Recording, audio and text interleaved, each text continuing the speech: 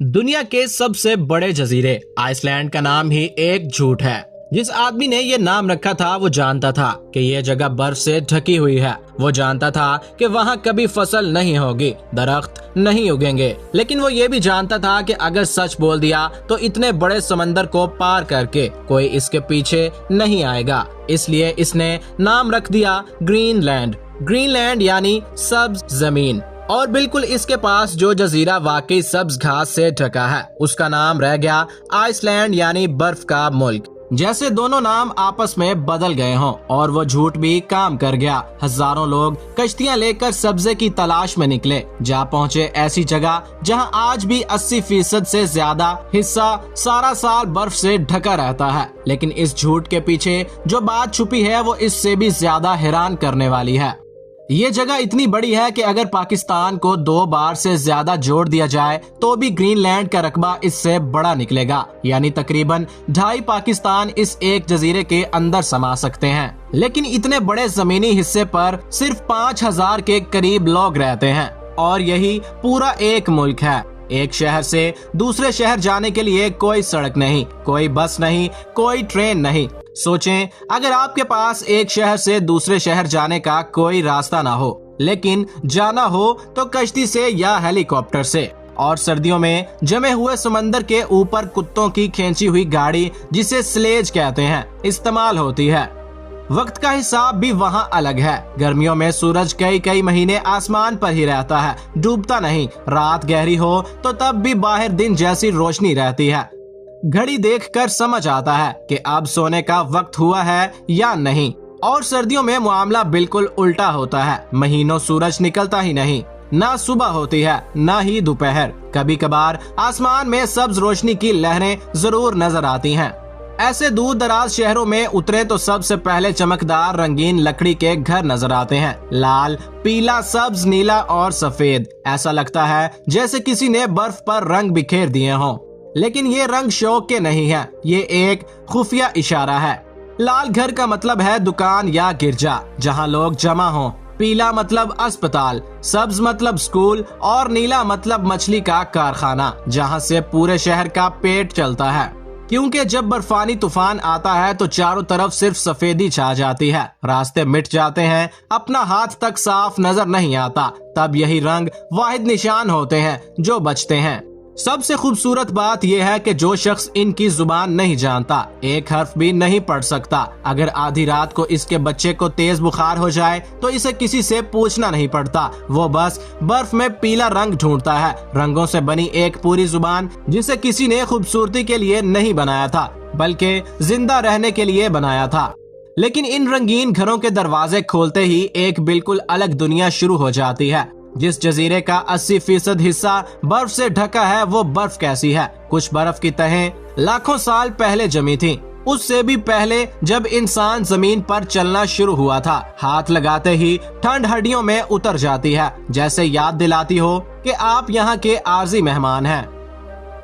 लेकिन ये बर्फ रुकती नहीं। जजीरे की एक तरफ जमीन की सबसे तेज चलने वाली बर्फानी नदी है। बर्फानी नदी का मतलब है जमी हुई बर्फ के ऊपर एक बहुत बड़ा बहाव। जमे हुए पानी पर दोबारा पानी बहता है जो पहाड़ से आहिस्ता आहिस्ता समंदर की तरफ सुरकता है। ये हर दिन तकरीबन 40 मीटर आगे बढ़ती है।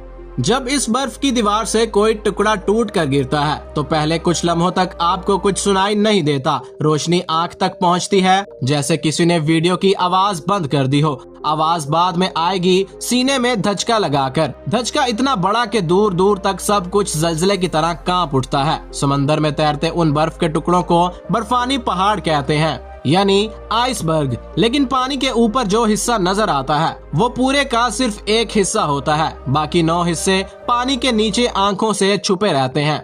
करीब जाकर कान लगाएं तो बर्फ के अंदर से चरचराहट सुनाई देती है। ये आवाज बर्फ के अंदर फंसी हवा के बुलबुलों के फटने की है। ये हवा हजारों साल पहले वहाँ बंद हो गई थी। इस ठंडे पानी के नीचे ग्रीनलैंड शार्क घूमती रहती है। जमीन पर जितने भी रीढ़ की हड्डी वाले जानवर हैं, उनमें ये सबसे ज्यादा उम्र पाती है, 500 साल तक। इस वक्त जो शार्क वहाँ तैर रही है वो शायद मुगल दौर के शुरू में पैदा हुई थी। हमारे यहाँ तब ना नवाब आए थे ना ही अंग्रेज। इतने सारे जमाने गुजर गए और वो चुपचाप अंधेरे पानी में तैरती रही। लेकिन इस मुल्क में टिके रहने की असल कहानी इंसानों की नहीं बल्कि कुत्तों की है। यहाँ की सर्दी में इंजन बंद हो जाते हैं, तेल जमकर पत्थर बन जाता है और मशीनें हार जाती हैं, लेकिन कुत्ते नहीं हारते। इन स्लीट डॉग्स ने शिकारियों को जमे हुए समंदर के ऊपर खींचकर ले जाया है और फिर घर वापस भी पहुंचाया। ग्रोह का हर कुत्ता जानता है कि उसकी जगह कहाँ है और इंसान भी जानता है कि तूफानी रात में रास्ता भूल जाए तो अपनी आंखों से ज्यादा इन कुत्तों की नाक पर भरोसा करना चाहिए। कुछ शहरों में कुत्तों की तादाद तकरीबन इंसानों के बराबर है। वहाँ कुत्ता पालना शौक नहीं बल्कि जिंदा रहने की शर्त है। जनूब में एक शहर है जिसके नाम का मतलब ही कुतबी रोशनियों की जगह। हर बहार में तैरती बर्फ एक रास्ता बना देती है। इस रास्ते में रीछ शहर में घुस आते हैं, तब शहर का खतरे का सायरन बजता है। बच्चे घरों में चले जाते हैं, दरवाजे मामूल से बहुत पहले बंद हो जाते हैं। लेकिन इस बर्फ वाले मुल्क में इंसान गायब भी हुए हैं। इसी मलाह के पीछे चल कर आए। कुछ लोगों ने जनूबी हिस्से में घर बनाए थे। वहाँ थोड़ी घास उगती थी, भेड़ें चरती थीं, पत्थर काटकर गिरजा भी बनाया गया था। तकरीबन 500 साल तक पूरी एक बस्ती वहाँ जिंदा रही। फिर अचानक एक दिन सब खत्म हो गए। 1408 की 1 सितंबर को इसी पत्थर के गिरजा में एक शादी हुई थी, बिल्कुल आम सी शादी। 300 साल बाद जब बाहर का जहाज दोबारा इस साहिल पर पहुंचा तो वहां सिर्फ खाली घर और खड़ी दीवारें थीं। सब लोग एक साथ कहां गए आज तक कोई यकीन से नहीं कह सकता। कोई कहता है मौसम अचानक और ठंडा हो गया था, फसलें नहीं हुई। कोई कहता है बाहर की दुनिया से तजारत बंद हो गई थी, जहाज फिर कभी नहीं आए। गिरजा की दीवारें 600 साल बाद भी खड़ी हैं, लेकिन जवाब नहीं देती। लेकिन इस ठंड ने सब कुछ मिटाया भी नहीं। बहुत शुमाल में एक पहाड़ की दरार में कुछ इंसानी लाशें मिली हैं जिन्हें किसी ने दफन नहीं किया था। ठंड ने उन्हें 500 साल तक संभाल कर रखा। ठंड ने इतने सालों तक सब कुछ रोक रखा था।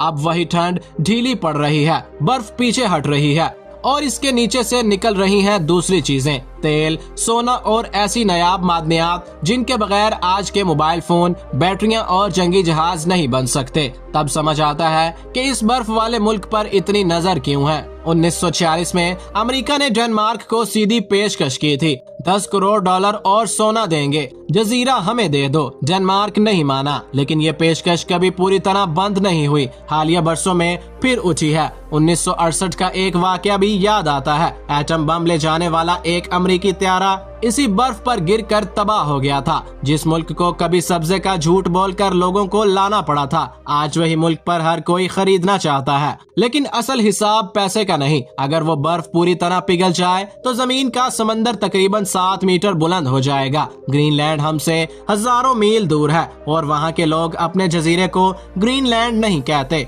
उनकी अपनी जुबान में उसका नाम कालालीत नोनाथ है, यानी इंसानों की सरजमीन।